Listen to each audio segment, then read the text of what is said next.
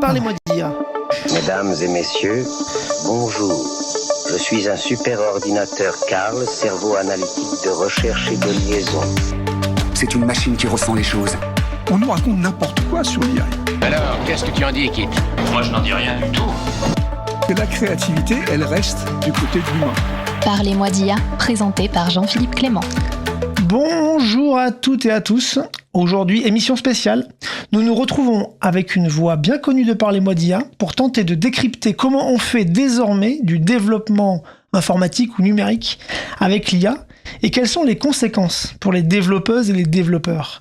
Alors accordez-vous 30 minutes pour interroger une nouvelle fois ce que provoque l'irruption de l'intelligence artificielle dans nos vies. Cause Commune, 93.1 FM. Et vous êtes bien sur Cause Commune, la voix des communs, la voix des possibles. Vous nous écoutez sur le web, cause-commune au singulier.fm et nos apps mobiles Android et iPhone, sur la bande FM 93.1 ou le DAB+, en podcast également sur votre plateforme préférée.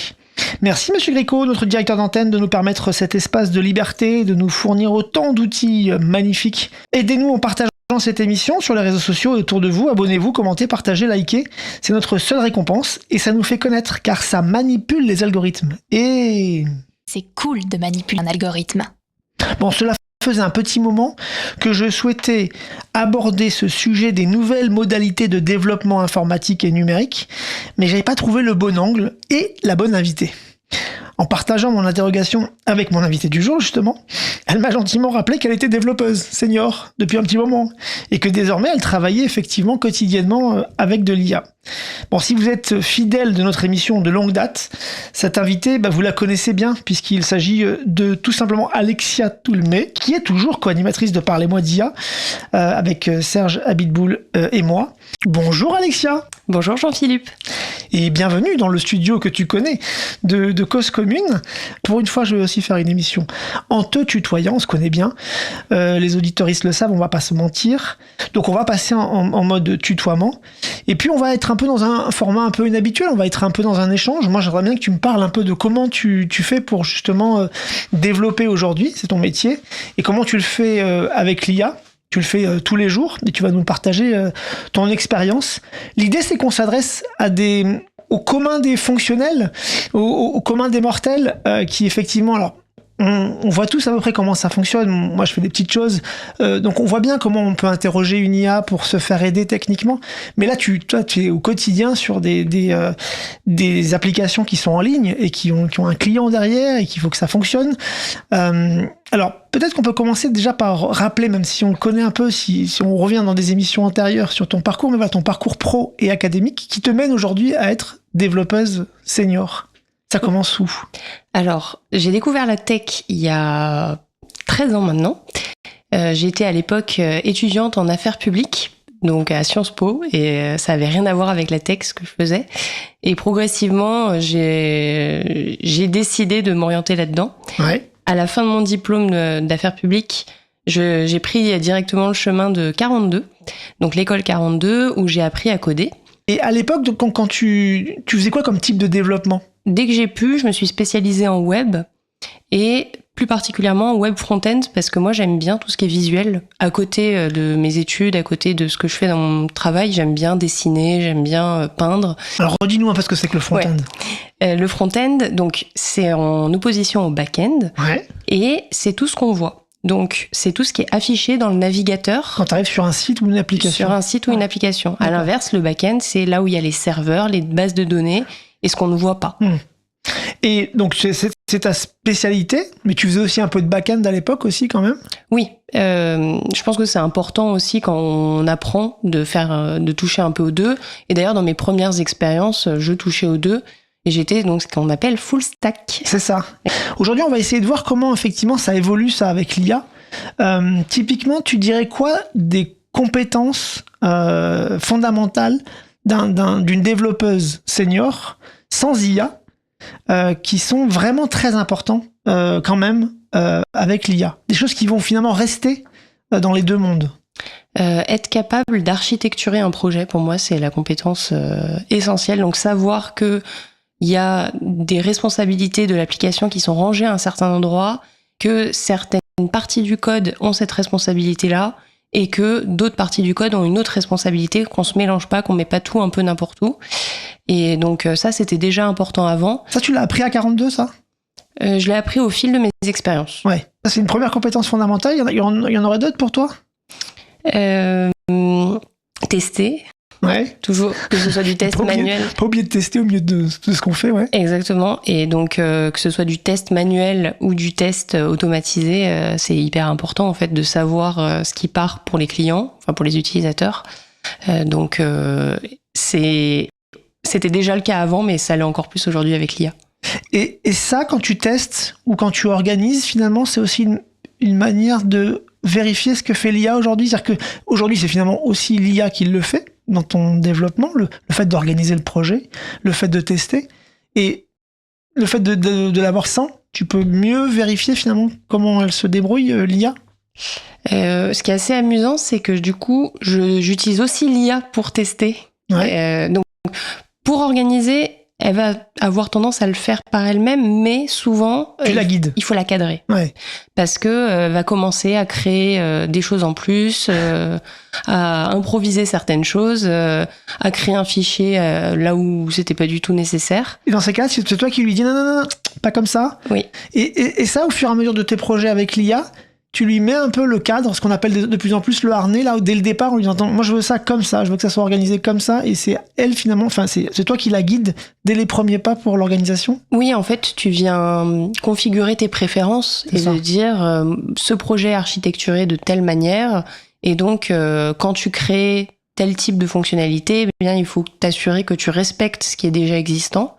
Et au fur et à mesure, c'est à toi c'est une espèce d'hygiène de t'assurer que c'est dedans et de continuer à documenter ça. Avant aussi, quand tu étais développeuse, tu devais, sans IA, tu devais finalement faire ta propre veille technique sur les évolutions, sur la manière dont on pouvait utiliser telle ou telle techno, telle ou telle nouvelle librairie.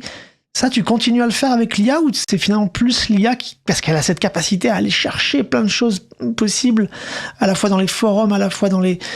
Comment tu joues cet aspect veille avec l'IA? Alors, je maintiens quand même une forme de veille. J'ai toujours des newsletters, des choses comme ça. Ce qui a différé pour moi, mais c'est très personnel, c'est que je me suis retirée des réseaux sociaux. Donc, il y a encore un peu de LinkedIn. Mais à l'époque, je regardais pas mal Twitter, et donc ça, maintenant, je m'appuie que sur des newsletters. Ouais. Donc, faut avoir les bonnes personnes en veille. Ouais. Ce que moi je fais, c'est que je regarde les grands sujets, et c'est l'IA qui va creuser pour moi. Là où avant, j'aurais peut-être eu besoin de creuser dès le début quand je fais ma veille. Donc pour la découverte, c'est tes newsletters, et quand tu veux aller plus loin, tu l'envoies quoi? Je l'envoie ou juste je vais dialoguer avec elle en disant ah oui, j'ai vu cette librairie, j'ai vu cette manière de faire, est-ce que tu peux m'en dire plus? Donc t'es développeuse, mais on l'avait déjà dit dans les émissions précédentes où tu avais parlé de ton parcours, tu es aussi prof, et prof de code à Sciences Po, dans une option qui est un peu partagée entre tous les masters du centre de l'entrepreneuriat qui est à Sciences Po. Et donc, c'est des étudiants qui viennent un peu de tous les masters et qui viennent faire cette option-là, qui s'appelle, j'aime beaucoup le nom, parce qu'il est un peu désuet, mais en même temps, on voit bien ce que ça veut dire. Code informatique, développer un site web. Tu leur apprends la base, quoi. C'est ça. Et qu'est-ce que tu continues à leur apprendre, du coup? Alors ça évolue chaque semestre, donc il y a le découpage en semestre. Ouais. Et au fur et à mesure, donc j'ai ajouté un petit peu de no-code il y a quelques années. Je le redis à no-code. No-code, c'est des outils qui permettent de créer des interfaces et des solutions sans avoir à écrire du code du tout. À trop coder. N8N, Make. Là, c'est même Webflow. Webflow, ok. Ouais, Webflow, t'as des choses comme Bubble. C'est des outils, en fait, où tu es un peu guidé dans la manière de développer et tu te fais pas ton propre ligne de code pour tout faire. Exactement. Et là, depuis 1 an et demi, là, on a vraiment ajouté dans le cursus le fait de utiliser l'IA pour coder. Donc, moi, ce que je leur dis, c'est que quand on apprend les bases ensemble de l'algorithme, de HTML, CSS, il faut qu'ils fassent par eux-mêmes pour comprendre ce qu'ils font.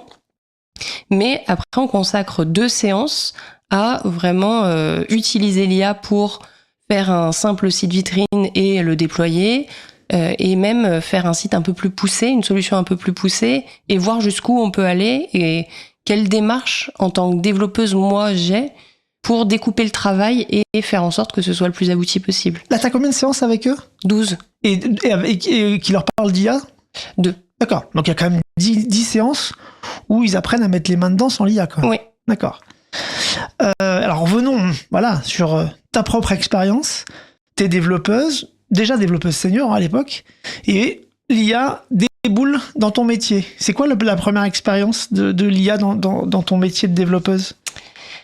C'était GitHub Copilot avec des autocompletes qui parfois étaient surprenants et parfois c'était vraiment pas terrible. Donc GitHub, c'est là où on met son code et qu'on l'expose et qu'éventuellement on peut le pousser après vers des serveurs, et c'est généralement là qu'on stocke son travail. Petite autocomplétion, donc en fait ça continuait la ligne de code que tu étais en train de d'écrire, ça te proposait des choses. Ouais. Et tu dis qu'à l'époque c'était pas toujours C'était pas fameux. exceptionnel. Au début, c'était vraiment pas fameux. Et c'est à quel moment où ça devient un peu plus waouh ? J'ai installé Cursor et je me suis dit waouh, il me propose des choses qui déjà il va beaucoup plus vite que moi et c'est pertinent. Cursor, si tu peux nous expliquer ce que c'est exactement. Ouais, Cursor, c'est donc un logiciel qui est donc un éditeur de code. Donc en soi, c'est un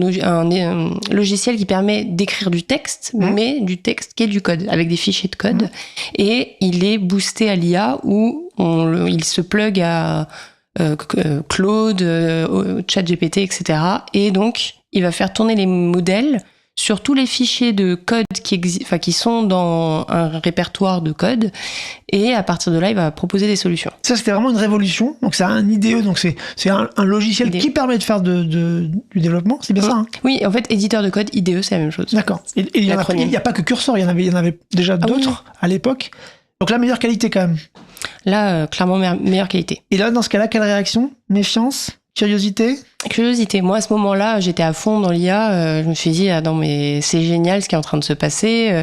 Je sens que je suis encore nécessaire, mais je peux aller plus loin. Et il viendrait pas à l'idée d'une entreprise qui a besoin de développeurs de leur dire, bon, vous utilisez 0 IA pour développer le produit. Ils vont peut-être leur demander des manières de faire un peu spécifiques, peut-être sécuritaires, peut-être, mais il n'y a plus aucune boîte qui dit à ses développeurs, surtout vous n'y touchez pas.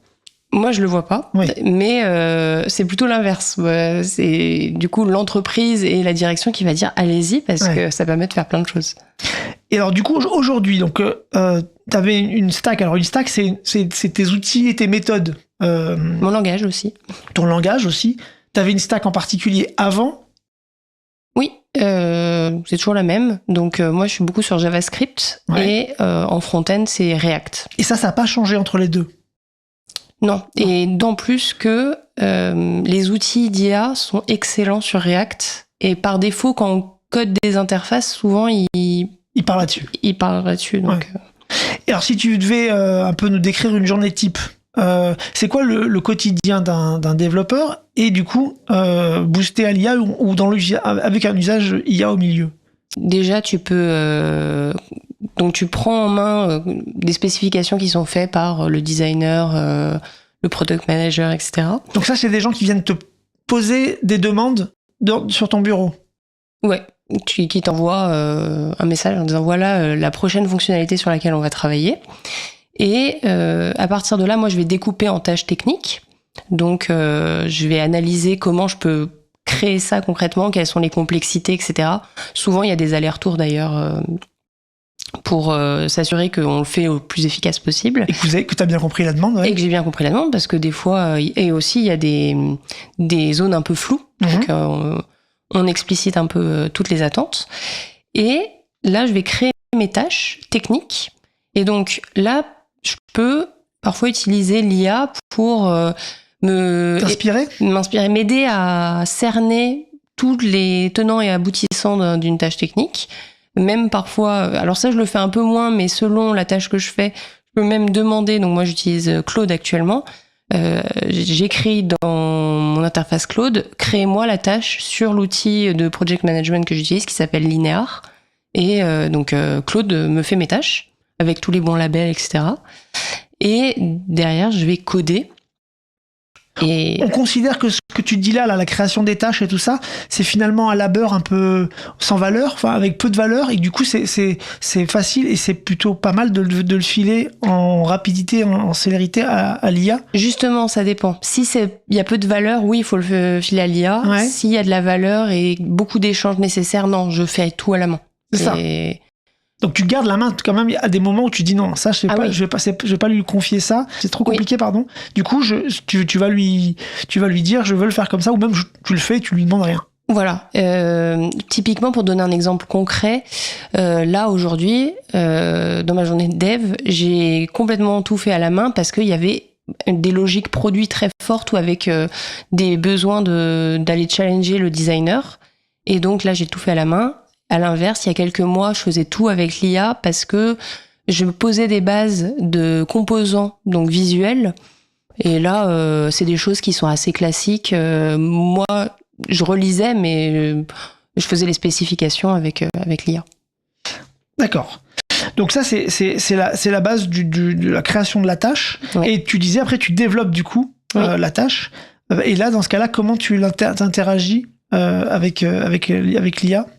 Donc, je vais récupérer les spécifications. Je peux, par exemple, dire... Donc là, j'utilise, moi, actuellement, Claude. Ouais. Oui, c'est ça qu'on n'a pas dit. Ouais. Ce que tu utilisais aujourd'hui. Tu as parlé de Cursor, mais aujourd'hui, c'est plutôt Claude. Surtout que Cursor a été racheté par SpaceX, et du coup, C'est vrai. j'ai moins envie d'utiliser Cursor. Mais j'utilise Claude Code. Et donc, j'ai une app sur mon desktop. Désolé pour les anglicismes. Ouais, sur ton ordinateur. Sur mon ordinateur. Et donc, je vais ouvrir une nouvelle session à chaque fois que j'ai une nouvelle tâche. Parce que pour pas qu'il s'embrouille dans le contexte, j'ouvre une nouvelle session. Je lui dis, je veux faire ça. Souvent, je lui demande si ça lui évoque quelque chose. Moi, je vais soit moi-même le guider vers les fichiers pour éviter qu'il perde trop de temps qui seront concernés par les modifications, soit je vais lui dire est-ce que tu vois où sont les fichiers qu'il va falloir que tu touches. Donc, je commence à cadrer un peu les choses avec lui. Donc, de base, tu le connectes à l'endroit où sont les fichiers. Et ça, c'est la configuration de départ. Et tu le guides un peu pour qu'il aille chercher les bons. Mais alors, ce qui est marrant, c'est que quand on dit connecter, juste je lui dis le nom du fichier. Et il va chercher dans tous tes trucs, dans tous tes répertoires, dans tous tes projets, et il sait où est-ce qu'il doit aller. Ouais. C'est fou. Et alors, ce qui est assez amusant, c'est qu'en plus, actuellement, là, depuis quelques semaines, je n'écris plus, je dicte. Ah oui. Tout le temps. Donc, je parle à Claude en lui disant alors, j'ai envie de faire ça, donc je pense que tu peux aller regarder là. Et après, je fais des pauses quand je parle parce qu'il faut que je réfléchisse. Mais je pense que si c'est vu de l'extérieur, là, je travaille beaucoup seule chez moi, donc ça va. Mais vu de l'extérieur, ça doit paraître un petit peu... Tu peux pas faire ça sur un plateau en open space, c'est pas possible. J'en connais qui le font. Ah oui, quand même. Et ils ont le micro... Ils parlent à voix basse, ils font du ASMR de dictée, c'est ça. L'ASMR dev. Et donc, à Station F, apparemment, ils sont plusieurs à avoir leur petit micro. Et moi, c'est des développeurs de Station F qui donc, m'ont... On dit aussi que tu es sur Mac, que ce logiciel que tu utilises, il s'appelle Voice Inc. Oui, et qui marche très bien pour ça, justement, pour guider et pour prompter. Finalement, tu promptes à la voix. Exactement. La demande que tu as avec l'IA. Bon, allez, des petites questions un peu de principe. Est-ce que ça permet de documenter un peu plus ton code d'utiliser l'IA? Oui. Parce que souvent la documentation c'était les choses qu'on prenait pas trop de temps à faire, donc oui, ça permet de documenter plus, mais en restant vigilante parce que Claude parfois peut être très verbeux et il rajoute des commentaires partout. Et il raconte sa vie. Et en fait, à chaque fois qu'on lui fait un retour en disant non, ça va pas, il rajoute un commentaire en disant oui, j'ai bien intégré le fait que ça n'allait pas. Et donc, si tu pushes ça pour tout le monde, les gens tout le monde voit tes discussions avec lui, quoi. Oui, ça a aucun intérêt à ce que ce soit partagé avec tout le monde. Et pour tes tests, alors est-ce que ça te sert à quelque chose, l'IA? Oui, parce que les tests, c'était souvent les tâches un peu chiantes à faire. Alors, ça a de la valeur, mais c'était un peu chiant. Surtout les cahiers de tests et tout ça. Moi, dans les contextes où je dev, souvent, du coup, ça passait à la trappe sur des plus jeunes startups, par exemple, qui disaient « Ah bah non, il n'y a pas le temps, les fais pas ». Et c'est hyper dommage, en fait. Bah oui. Donc oui, ça a de la valeur, l'IA. Et donc, les tests, c'est de quelle nature ? C'est des tests automatisés, donc soit ce qui s'appelle des tests end-to-end, plus coûteux à faire tourner, donc on n'en fait pas trop, soit des tests d'intégration où tu t'assures que les blocs fonctionnent bien entre eux et affichent bien les bonnes choses. On a parlé beaucoup de Mythos dernièrement. et de Fable. Est-ce que tu fais des tests de cybersécurité pour vérifier que ce que tu as développé, il n'y a pas des petites failles dedans? Et ben justement, moi en front-end, je suis un peu moins concernée par les failles de cybersécurité. Donc c'est plus moi qui vais m'assurer qu'il n'y ait pas des folies qui sont faites par Claude, mais bon, normalement ça devrait aller. Mais ce serait un bon rituel à intégrer. Tu relis du coup le code de Claude? Ah, toujours ça, c'est hyper important. Je ne le laisse pas faire tout seul, à chaque fois tu relis, tu vérifies.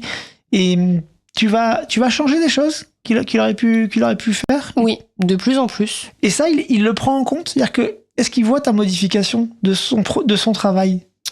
Oui, alors avant, la manière dont je travaillais, c'était un peu difficile quand tu faisais des modifications comme ça manuellement. Là, j'ai fait en sorte qu'à chaque fois, j'ai une session, il sait où je suis dans le code, les modifs que j'ai faites. En revanche, il me dit pas « Ah bon, il a pas d'ego mal placé si je fais Comment ça? Tu me corriges? On parlait de Mythos, on a parlé en préparant cette émission de Fable 5 aussi, qui était un peu la version édulcorée de Mythos. Tu as eu le temps de la tester pendant 2 jours. C'est ça. Et tu m'as dit en préparant cette émission, c'était absolument dingue. Qu'est-ce qui était dingue en fait dans ces modèles d'IA? Ce que moi j'avais trouvé dingue, c'est que c'était hyper pertinent sur les tâches, ça bossait en autonomie totale. Ouais. Et le résultat était très bon. Le résultat était très bon. Et puis en fait, je lui demandais une modif et il allait par lui-même lancer le navigateur pour regarder le résultat et pour me dire ah oui, c'est bon. Moi, aujourd'hui, j'ai intégré donc ce qui s'appelle Claude Design. Et on a fait en sorte que le designer de l'équipe passe plus de temps à faire de l'UX et du product management, donc à gérer avec les teams business comment améliorer le produit. Et l'ergonomie du produit. Et l'ergonomie. Enfin, en gros, lui, il va réfléchir à vraiment l'expérience utilisateur et tout ce qui va être design d'interface avec les bonnes couleurs, les bons boutons, etc. Là, en fait, je l'ai connecté à la base de code existante. Je lui ai dit, voilà, des screenshots de l'UX sans aucun design. Et il m'a sorti des maquettes. Et donc, le designer a économisé 2 jours de travail. Donc ça, c'est Claude Design. Claude Design. Il faut un abonnement en plus ou pas? C'est intégré. Alors, moi, j'ai l'abonnement Claude Max. Ouais. Et donc, c'est intégré avec Claude Max. D'accord. Mais c'est un nouvel outil équivalent à Claude Code. Tout ça, là, un junior, comment il se débrouille avec ça? C'est-à-dire que toi, tu as la chance quand même d'avoir développé ça, donc d'avoir un peu des assises fortes, des piliers dans la manière de faire. D'ailleurs, tu disais en préparant cette émission que quand c'est coupé pendant 2-3 minutes, tu te dis putain, comment je dois refaire ça sans l'IA? Et tu dois reprendre un peu de temps, mais tu peux le faire, parce que tu sais le faire. Alors, un peu de temps, ça dépend des tâches. Il y a des tâches où ça me prendrait plusieurs jours, plusieurs semaines à faire sans IA. Et un junior, comment il fait du coup pour se former tout en utilisant les outils de l'IA, tout en ne perdant pas quand même finalement le gain du parcours? En fait, je suis partagée là-dessus parce qu'il y a une partie de moi qui se dit qu'il faut... c'est essentiel de voir les bases, comme moi j'ai pu le faire à 42 pour comprendre le fonctionnement de l'ordinateur. On se rappelle que 42 avait refusé au départ l'IA dans le cursus.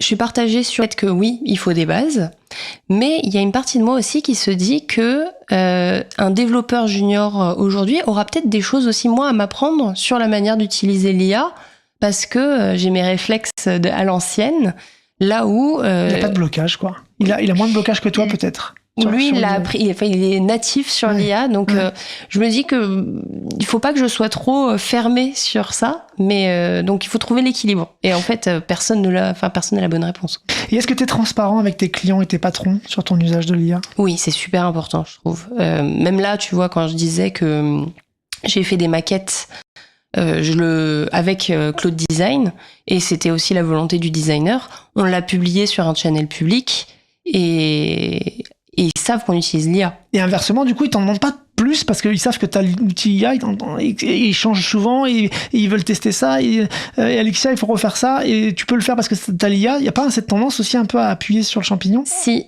typiquement, il y a tendance à demander plus, à faire plus. Et je pense que c'est une problématique un peu plus globale où moi, actuellement, je facture pas plus alors que je suis beaucoup plus efficace. Et les gains de productivité, en fait, ils sont complètement pour son client. et enfin pour le client et moi pas spécialement. Là même, j'ai des missions où je travaille moins de jours par semaine. Moi, c'est mon confort et ça me suffit, enfin ça me va très bien. Mais si avec les 3 jours par semaine que je fais, ça aurait pris plusieurs semaines sur certaines tâches et le client paye moins. Mais moi, je suis confortable parce que je travaille moins. Mais pour l'instant, de toute façon, de manière plus globale, il va falloir se poser des questions, je pense. Sur le partage de la valeur, c'est sûr. Exactement, le partage de la valeur. Ah oui, c'est évident. Allez, qu'est-ce qu'on pour conclure, ce serait quoi pour toi le guide de survie du développeur front-end, justement, dans ce nouveau contexte? Comment il faut envisager son métier? Quel état d'esprit il faut avoir? Il va falloir faire preuve d'adaptation parce que c'est bien d'avoir, comme je disais, des bases solides. Je pense que c'est plus simple, mais en fait, on sait pas du tout. Même quelqu'un qui a 30 ans d'expérience et qui a vu pas mal d'évolutions ne sait pas, il ou elle ne sait pas à quoi le métier ressemblera, même, je pense, dans 2 ou 3 ans. Tu vas être remplacé par l'IA, tu penses? Peut-être. Non, mais... Mais en fait, peut-être. Mais peut-être que j'apporterai autre chose et donc peut-être que je serai plus développeuse, mais je serai produit. Enfin, parce que là, c'est ce que j'expliquais. Donc, je dirige l'IA pour faire des maquettes aussi. Donc, ce serait peut-être un poste un peu hybride. Et ça va dépendre aussi des contextes. Moi, là, je te parle d'une entreprise où on est 2 devs, un CTO et un designer. C'est le contexte actuel que j'ai. C'est pas du tout la même chose quand il y a 50 devs, 500 devs. Donc, pour l'instant, il y a énormément de choses qui évoluent et il va falloir être vigilant, donc être capable de s'adapter en fonction de comment les choses se passent. On n'a pas trop parlé finalement de la partie environnementale, de l'usage de l'IA et notamment dans le code. Moi, j'ai quand même l'impression, alors c'est pas tout à fait ta pratique à toi, mais qu'il y a certains développeurs qui doivent interagir avec des modèles et qui vont choisir les plus gros, les plus puissants, quoi qu'il arrive, même s'ils ont un tout petit truc à lui demander et qui vont pas être, et qui encore aujourd'hui ont des réflexes de surconsommation de l'IA. Comment tu vois les choses de ce point de vue-là? Alors, je suis pas irréprochable là-dessus parce que je pense qu'il y a des fois où j'utilise l'IA et ce serait pas indispensable. Mais parce que je trouve que c'est difficile aujourd'hui de se limiter parce qu'on est dans cette phase en fait d'exploration. Et donc, tant qu'on est dans cette phase d'exploration, il y a besoin de beaucoup. Mais à l'inverse, je pense effectivement qu'il y a des abus. Typiquement, quand tu connectes absolument tous les outils et que ton compte Claude Code a besoin de tout analyser avant de faire une réponse, ça donne déjà, c'est lent et parce que ça tourne. Et moi, je connais des développeurs où dans leur entreprise, ils sont plusieurs dizaines de développeurs et chaque développeur paye minimum, l'entreprise paye minimum 700 € par mois de licence Claude Code. Oui, donc c'est quand même énorme. Et en même temps, tu me disais en préparant cette émission que c'était compliqué encore aujourd'hui d'utiliser des modèles un peu frugaux, locaux, certes spécialisés pour le code, mais ils sont pas encore très bons par rapport à des Claude Code ou par rapport à des grosses mastodontes du marché, quoi. Oui, mais je pense qu'il y a quand même des choses à mettre en place. Notamment, moi, je l'ai sur ma to-do, je l'ai pas encore fait, mais mettre en place des algos, par exemple, quand je te disais, je lui donne le nom d'un fichier, utiliser des méthodes plus légères pour aller parser ta code base et t'assurer trouver le chemin du fichier. Et donc, de toute façon, à mon avis, si les pricing des solutions IA reflètent l'utilisation qu'on a, à un moment ou à un autre, on va être obligé en fait de rationaliser tout le monde. Ça commence un peu à augmenter là. Ça commence à augmenter et on va être probablement dépendant à un moment ou à un autre et devoir se poser quelques questions. Bon, écoute, merci beaucoup. C'est l'heure de conclure. Merci Alexia pour ce partage de tes manières de faire du développement avec l'IA. Merci beaucoup. Merci à toi, Jean-Philippe. Et merci à vous, chers auditeurs. Si cette émission vous a plu, usez de votre grand pouvoir, likez cet épisode et manipulez les algorithmes pour nous aider à diffuser ce contenu plus loin. Restez sur 93.1 FM sur Cause Commune. On se dit à bientôt.